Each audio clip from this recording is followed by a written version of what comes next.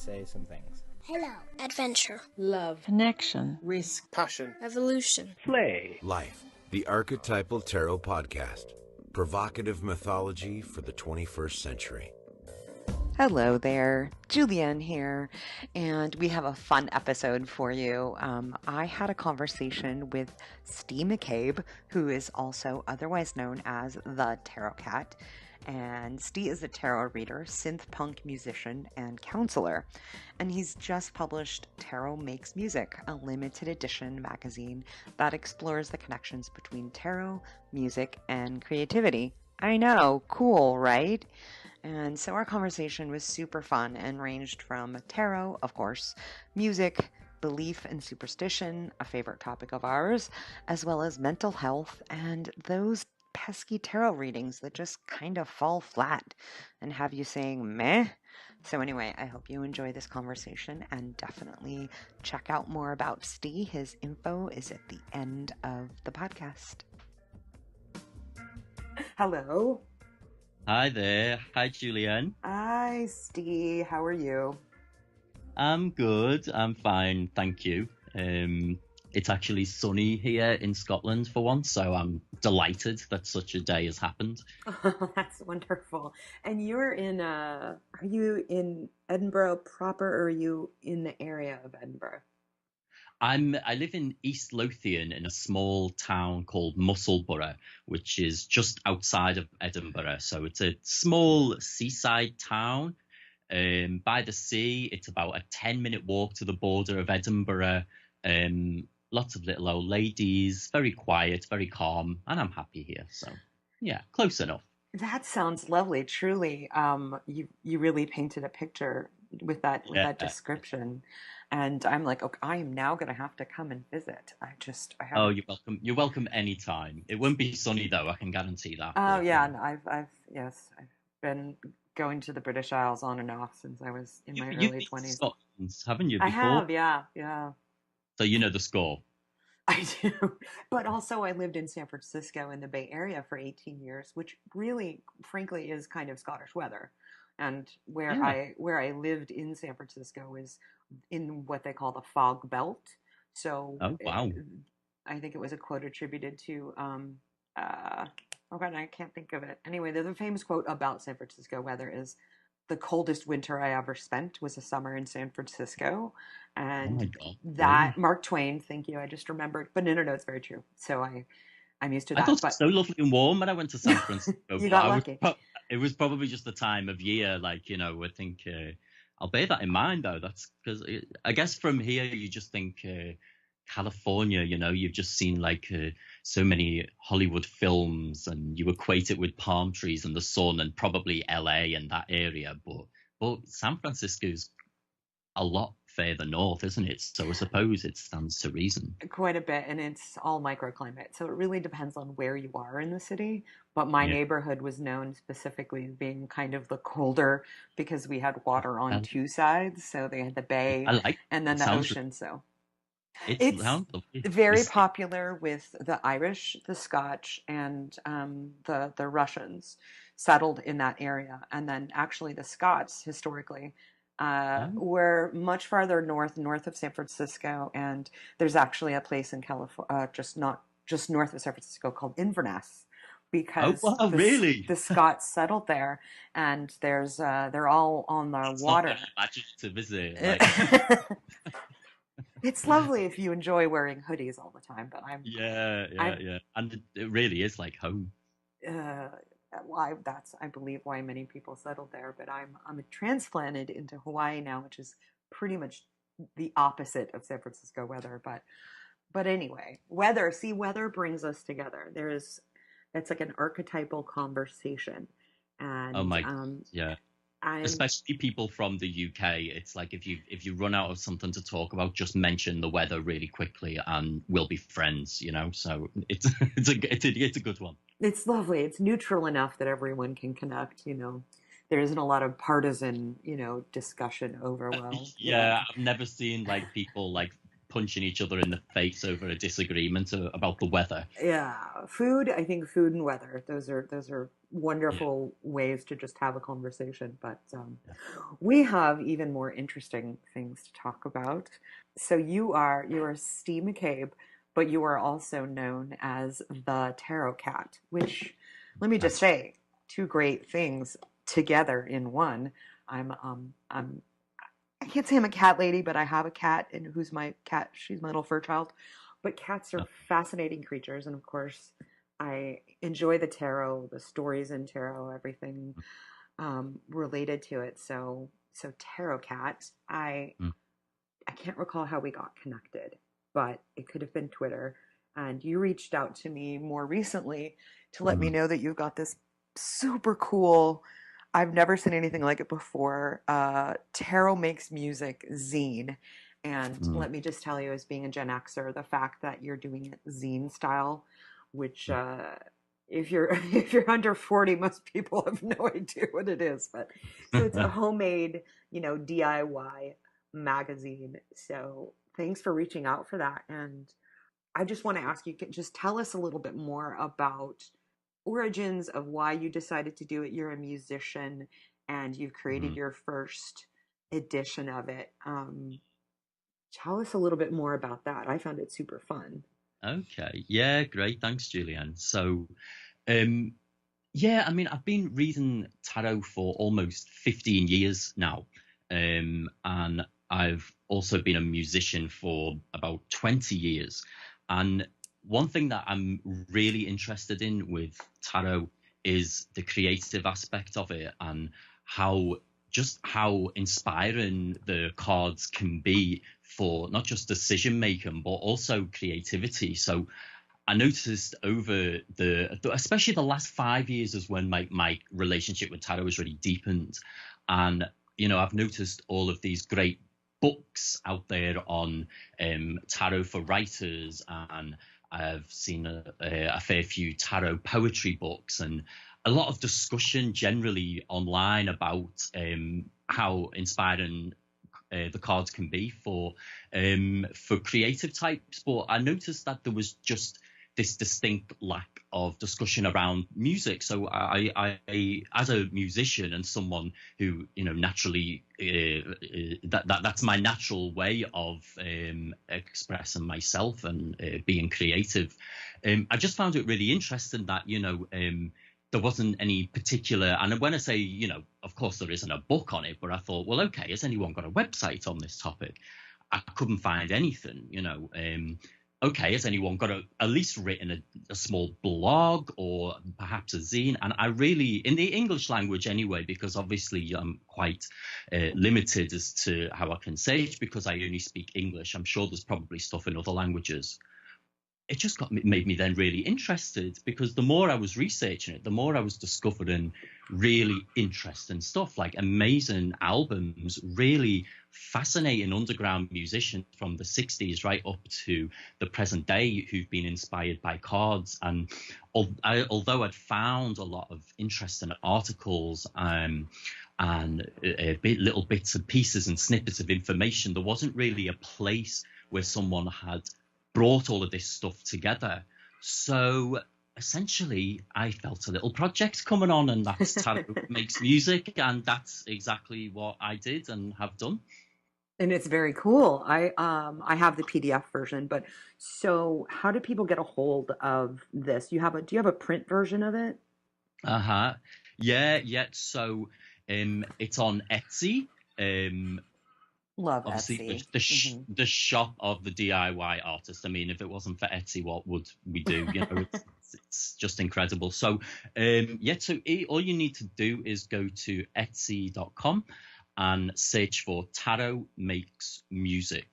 There is a printed magazine version, and there's also a PDF digital version as well. So you can both versions should show up or will show up when you say. That's fantastic. And I'm sure you've listened to our podcast before, and it's something that You told me you had it anyway. No, we always try to. Julian, you know. I'm preventing you from like going. Oh, I love your I hope she podcast. doesn't ask me any questions about the show now. I'll be screwed. Oh man, I was gonna quiz you, but we are coming up on 7 years with the podcast, so I might fail the archetypal tarot podcast quiz. We've been doing it for so long.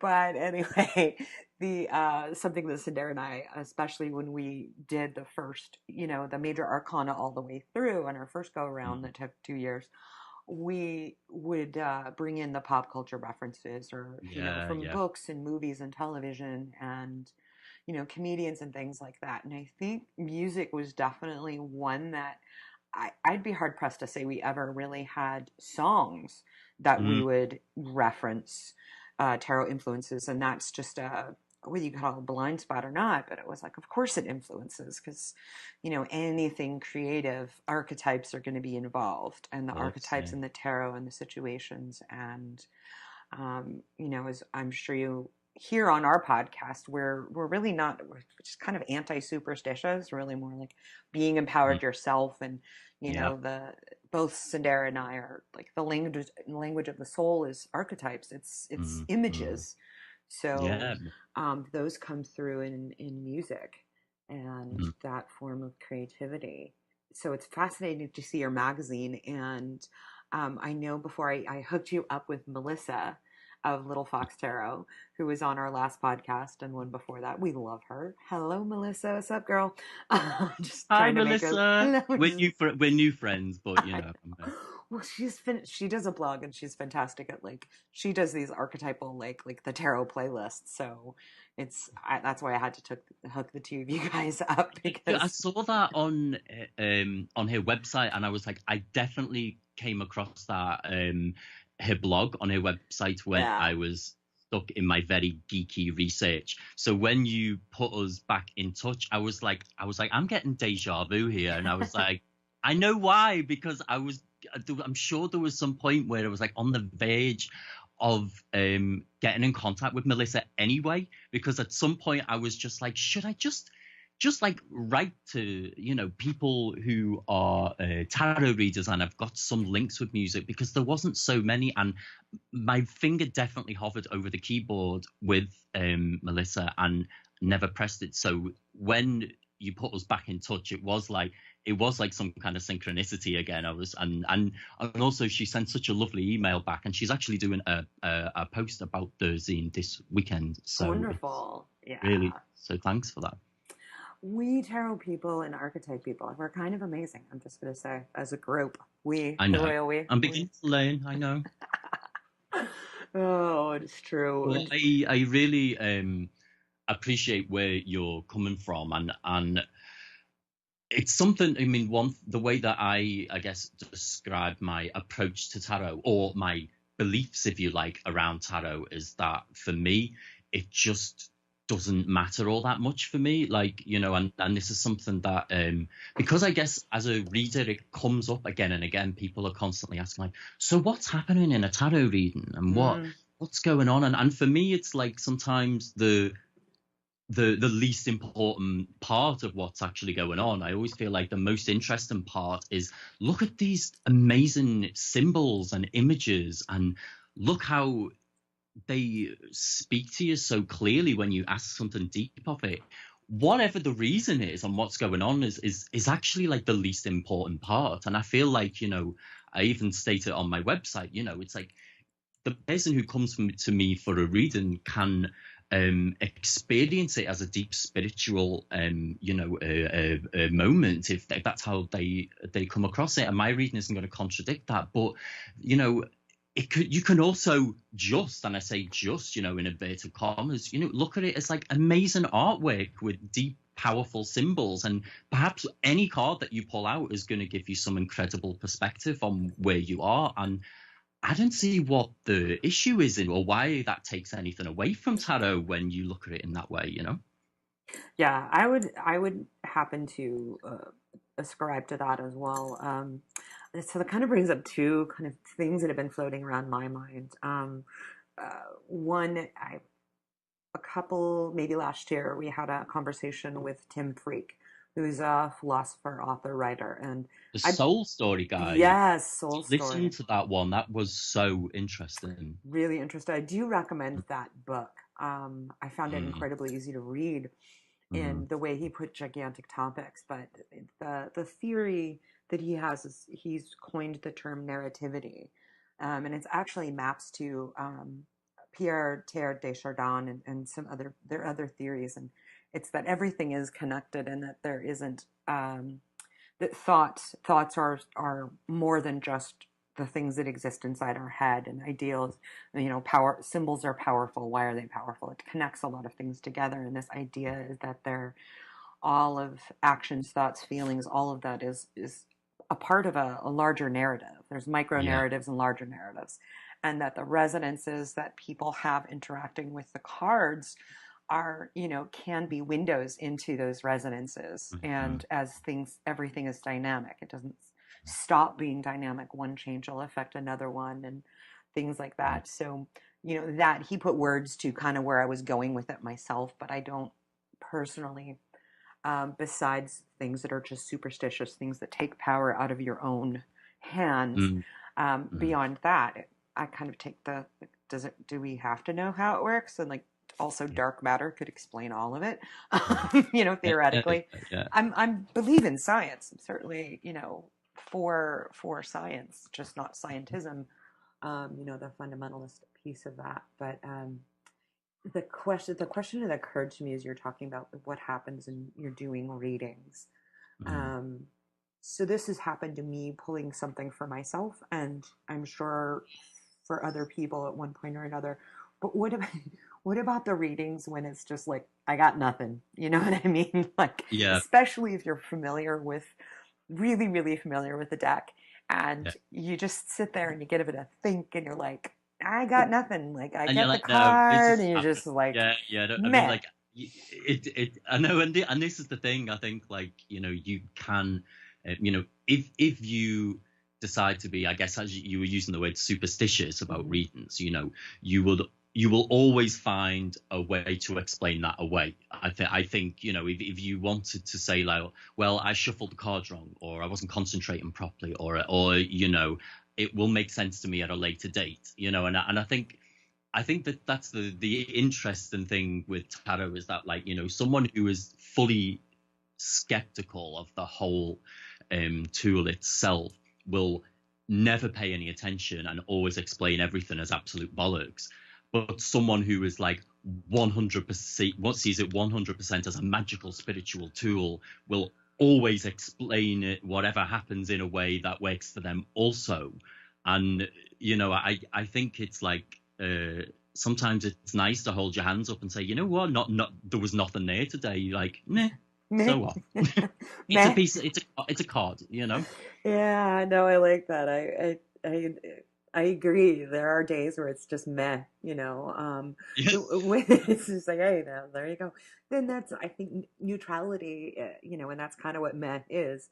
That neutrality is a part of life. And I think I will just kind of, my proviso in saying this is certainly when a card is pulled or a situation comes upon you that has a strong feeling of one or the other. If there's a strong negative pull, there could be shadow there. There's shadow material, which just means the unacknowledged. I try to use the term in a Jungian way of shadow is not necessarily bad. It's just sort of unknown. So meh is literally just meh. There isn't a shadow trigger there. There isn't sort of an excitement thing. I usually just go, well, I'll make a note. Something could trigger a better understanding of what that is. But I'd never ask anybody about a meh reading, what happens meh? And I think, sometimes a cigar's just a cigar. So. Yeah. It's true. I really like that way of putting it as well. Sometimes, for whatever reason and for whatever's going on, there will be times, and I guess,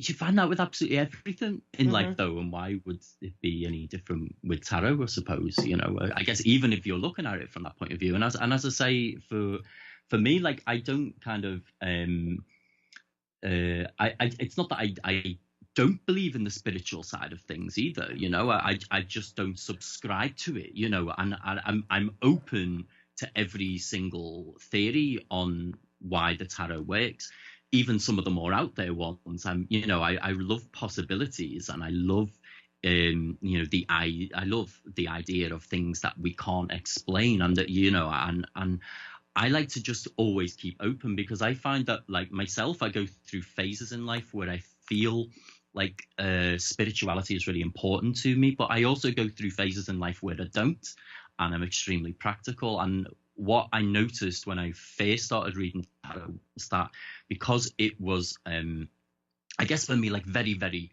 quote unquote spiritual experience, and it was at a time in my life where I found I needed some kind of spirituality but had no time for organized religion, and this felt like some way of connecting with something.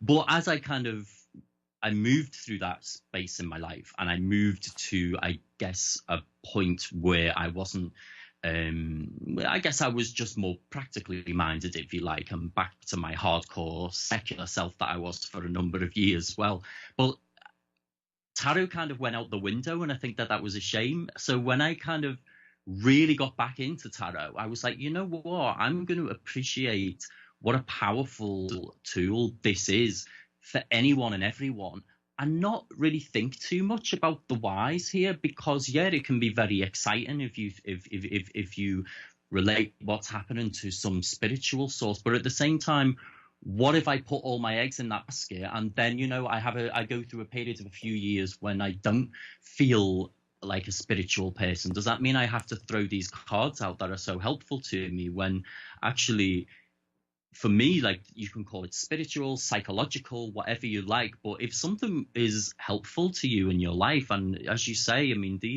it's so hard to explain and put into words why these symbols are so powerful, but they are powerful. And, you know, I want to keep as open a mind on it as possible, so that wherever I am in my life, and whatever I believe or don't believe is going on out there, that these cards are going to be in my life and helping me out, and hopefully helping other people out with the readings that I do, regardless.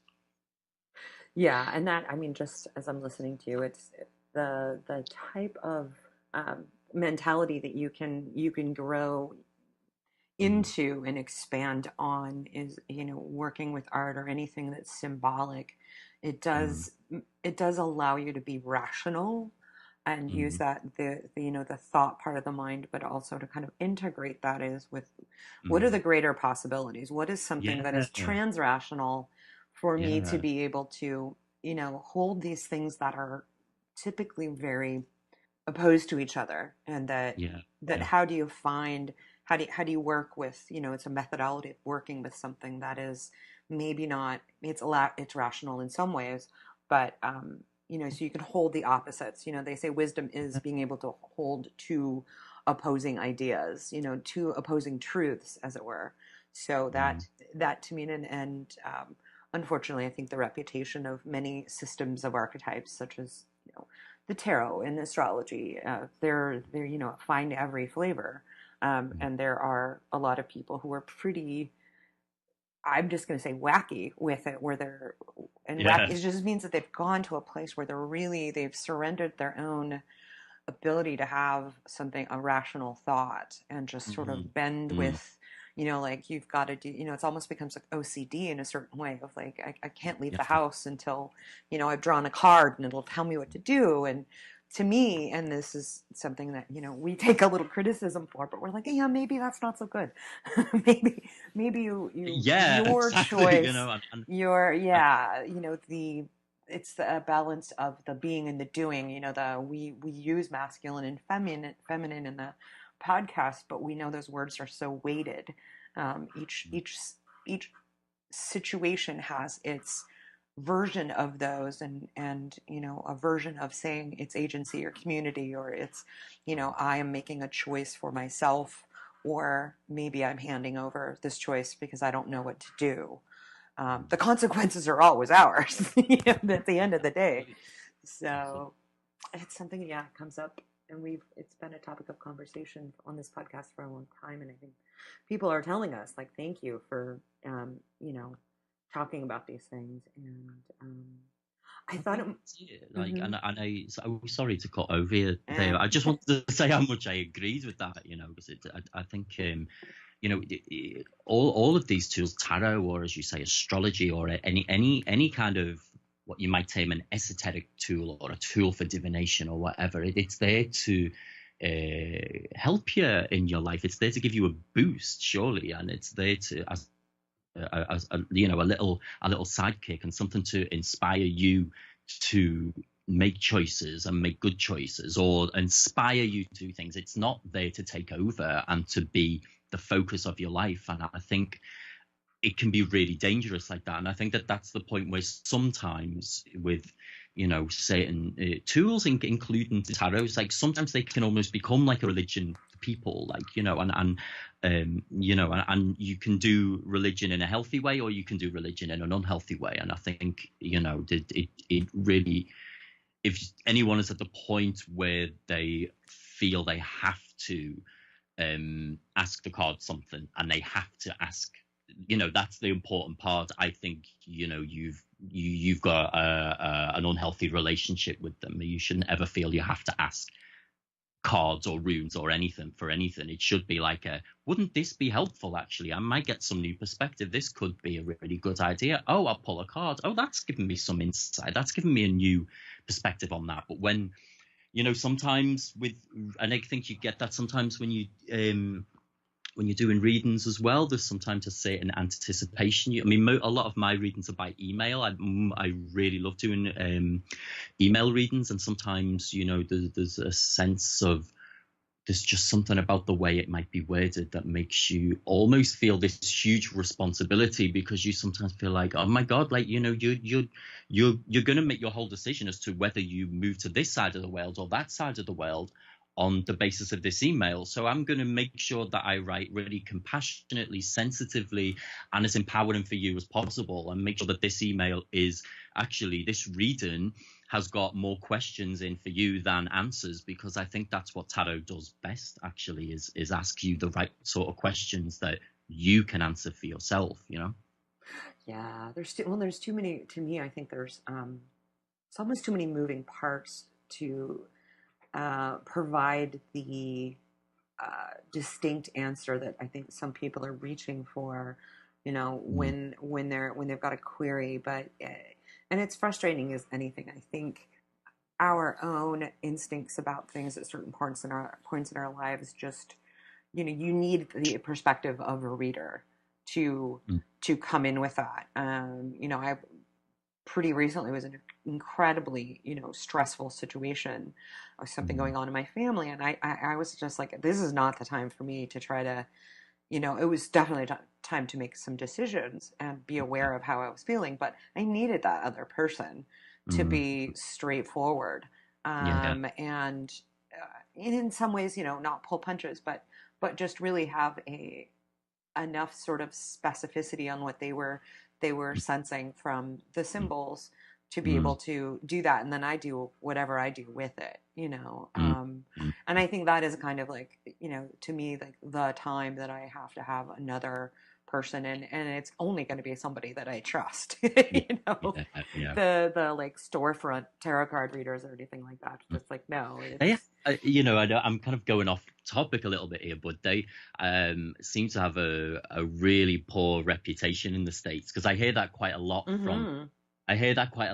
from respected tarot readers. I guess the people who I guess I've learned from in various books and trusted websites. I always hear this thing of like, the storefront tarot readers are not to be trusted. So I mean, could you tell me a bit more about that, actually? Because when I was in the States, I saw a few of the storefront ones, and I was so tempted. I was like, you know what, screw these people online. They look so alluring in their little glass window there, but I didn't. They were too bloody expensive anyway. I wasn't going to pay that unless I trusted someone, as you're saying. But it that go on? Sorry, the reputation. So to address the reputation, there is a sort of feeling that the people with the storefronts are basically kind of scam artists. They're not actually offering tarot readings, because there have been, and I'm just going to put this in the very rational legal cases against some of the tarot readers in the Bay Area and beyond. They it's very hard to sort of bring, like, what law did you break when you just, advised somebody, or they were selling. There's often a curse breaking service that comes along with a reading. Shit, yeah. So, so it's hard to prosecute, basically. It's hard to figure out what law did they break, but it's essentially under, scam type artists. So there's this reputation that it's not just like come in and get your $20 reading, or sometimes they even have the like $5 for 5-minute reading, and then of course that turns into whatever, and then you got a curse on your family and I can lift it. And so literally there are people who have had their entire life savings drained away because these people got their, two things happened. One, they were very good at what they did and they knew how to play them psychologically and emotionally. And then you had the person who really was sad and desperate and not wanting to do, you know what I mean? They were either exhausted or so desperate to find a husband or so desperate to get somebody back that And they just kept falling. business. Very vulnerable. I think people have to be responsible for themselves. Yeah, But absolutely. so there is that reputation, and it, and historically there are, groups, tribes of people. Some are actually Roma, some are actually people pretending to be Roma. I knew a family from, they weren't even Roma. They were just like from Albania or something like that, but they decided to become gypsy fortune tellers, which the actual Roma people came and put them out of business. But there is that reputation of people who are basically just gonna scam people. And so that's, then they open and they close overnight and things like that. And there was one in my old neighborhood that she would stand out front and she would look at me and go, "Nope, I'm not even going to talk to you." And I knew every time I walked by, she would talk to everybody else and, "Here, I'll tell your fortune," or, show me your palm. And she would look at me and be like, "Oh, you are not the one that I'm going to talk to." And I was like, you were going to call her up on his shit, weren't you? You are right, Didn't she? sister. Exactly. I was just like, yeah, nope. But so, perhaps that shows that there was some little bit psychic about her anyway. But I hear what I'm joking, but yeah. Well, no. I mean, that's the thing, is it doesn't necessarily speak to someone's actual intuitive ability. In fact, I'm sure many of these people are incredibly intuitive. They're just using their powers for not good. They're using them for bad, and that's the difference between sort of what relationship people can have with their own sense of who they are, and how willingly they will hand over their will to someone who, is a spellcaster archetypally. I mean, you really do cast a spell over people. And if people have decided this one thing in their life is all they want to live for, say getting married, or say, it's often about relationships or money or something like that. So it's a sad thing. And there's a lot of people just assume that anything to do with the tarot is the storefront, reader. And that's the thing, isn't it? And it feels like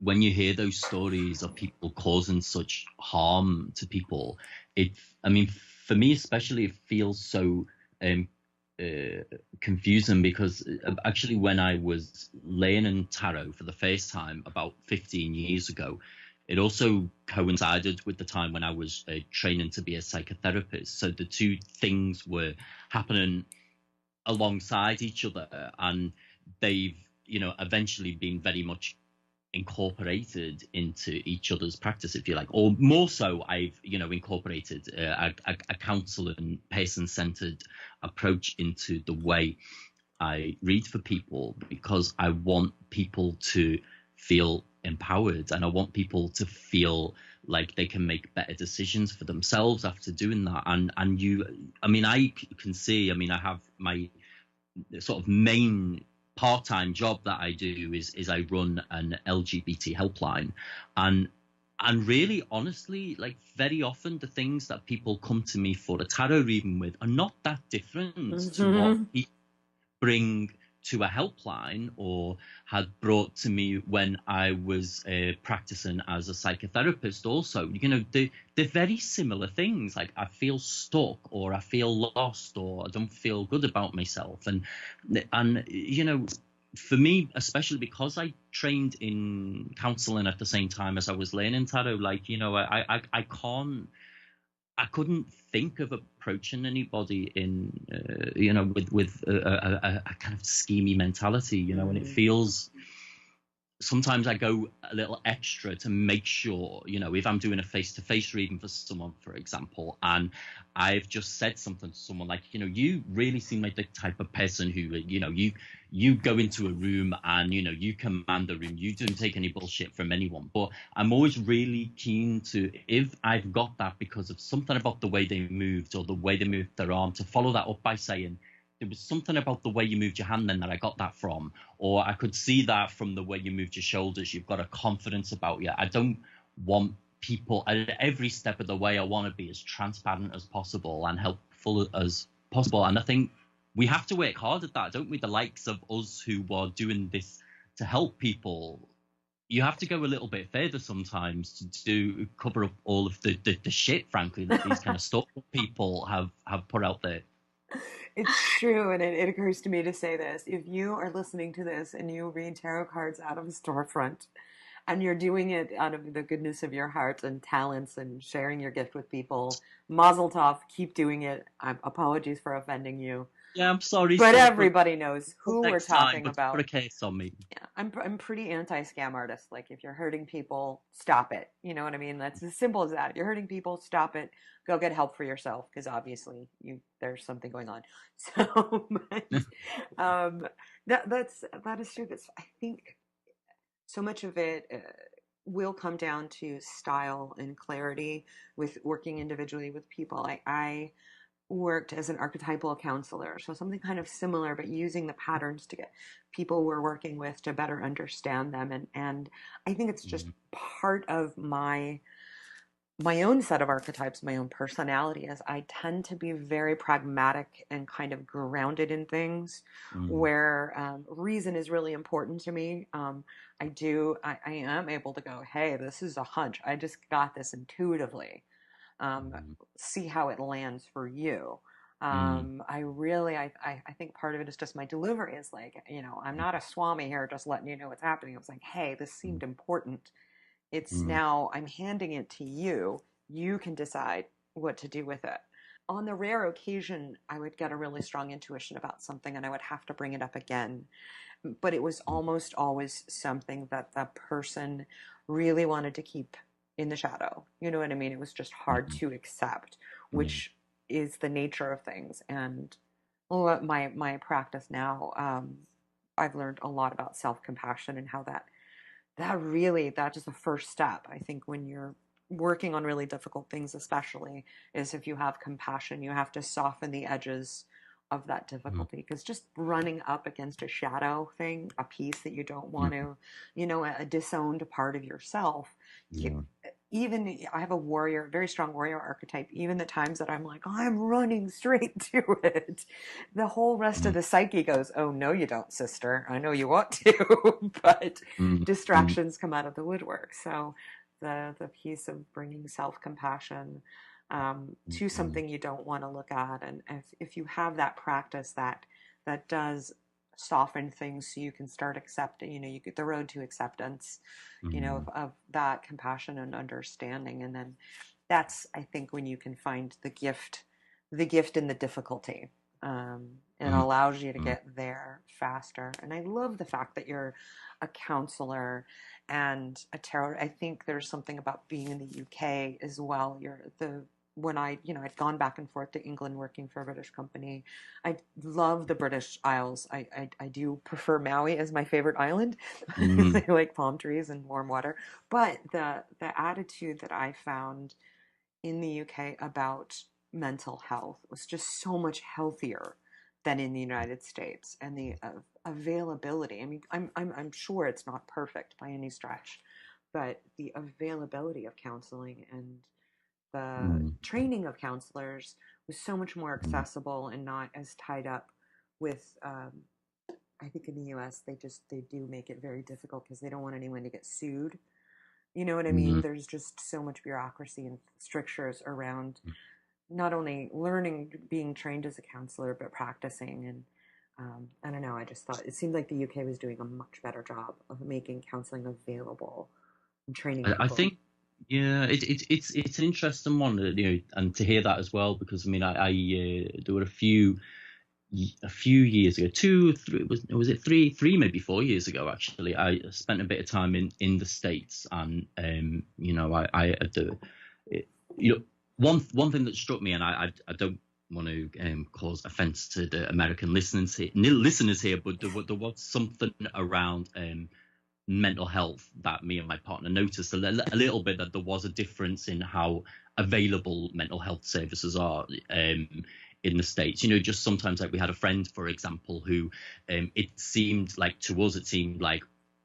well, she's really fucking struggling here. We didn't realize, but almost like a lot of people around her were just like, oh, let's call her Jane, for example. They were just like, oh, that's Jane. That's the way she lives at home. That's how things look in Jane's place, blah, blah, blah. And we're like, no, Jane needs some help here, And but we also kind of realized that those services might not have been so easy to get. I mean, having said that, one of the issues that we've got in the UK and right across the UK really is, and in Scotland also, is like, it's the waiting times are absolutely appalling. So even though there are a lot of free services for psychotherapy and different kinds of counselling, your average wait is 6 months. Oh my goodness.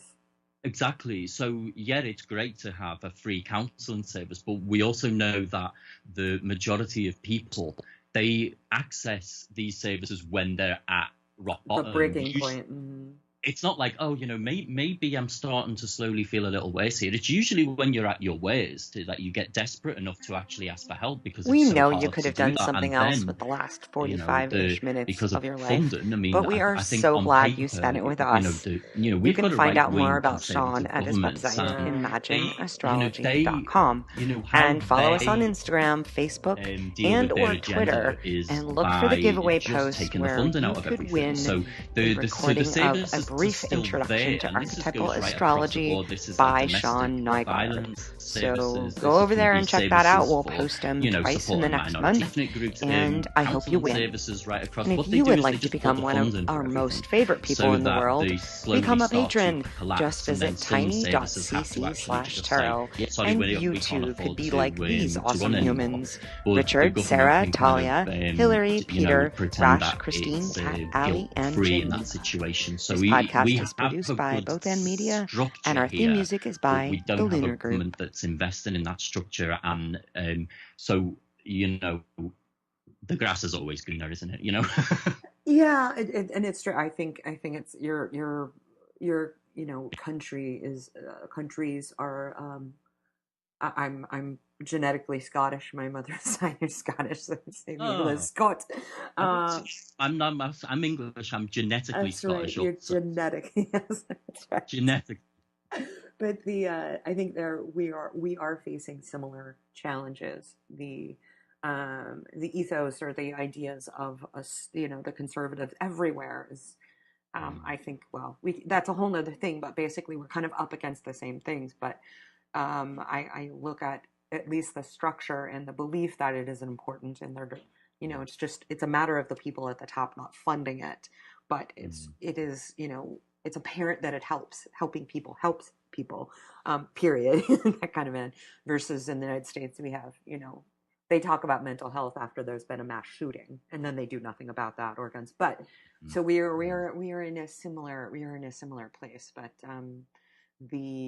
it's huge to have the acknowledgement that as people are reaching out, maybe they don't have a family structure or they have whatever, there is something in place that, I firmly believe makes everything better. The economy gets better, happy people do better work or, people who have hope, they do better work, they make more money, they do this, they buy more stuff.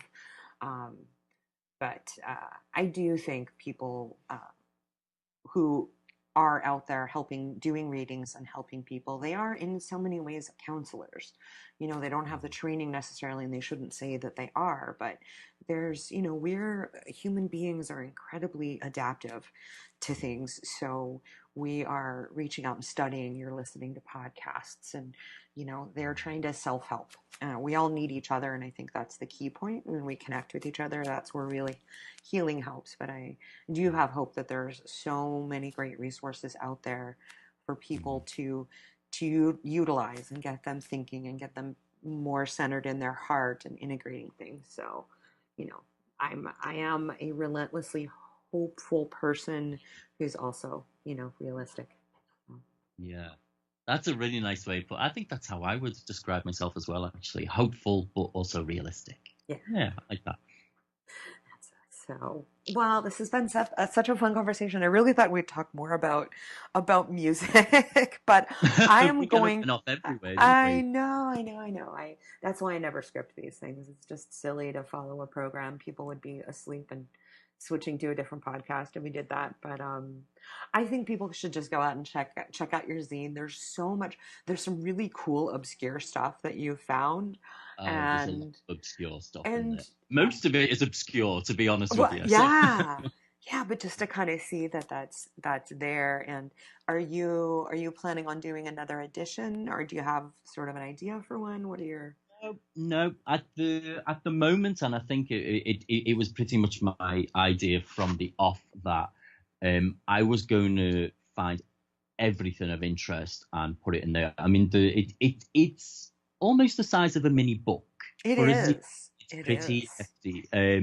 So I definitely haven't covered everything on the topic of music and tarot, because it's impossible. That would be a PhD, and it would be a big one, so I've got a certain bias towards, and I'm open about that in the introduction in the scene, a certain bias towards alternative pop, punk and stuff that I personally that personally speaks to me. So I would just say, it's all very obscure, really interesting, some very fascinating artists who I found out about. And you know what? The plug is more than enough, Julianne. Wonderful. I'm so glad we got to have this conversation, Ste. And all of the information on how to get a hold of Ste is going to be right after this little announcement. So... aloha to everybody. What do they say in Scotland? Do you say when you say goodbye? Ta? You say... ta-ra. That would be Scouse, where I'm from, Liverpool. Well, you would say ta-ra. So I'm just going to say ta-ra because I'm a Scouser. You are a Scouse, so ta-ra. Yeah. I like that. Ta-ra. Ta-ra. Thanks for listening to the Archetypal Tarot Podcast. And we know you could have done something else the last 45 or so minutes. But we're so glad that you spent it with us, and that you do so frequently, and that you email us and follow us on Twitter and Instagram. It makes us very happy.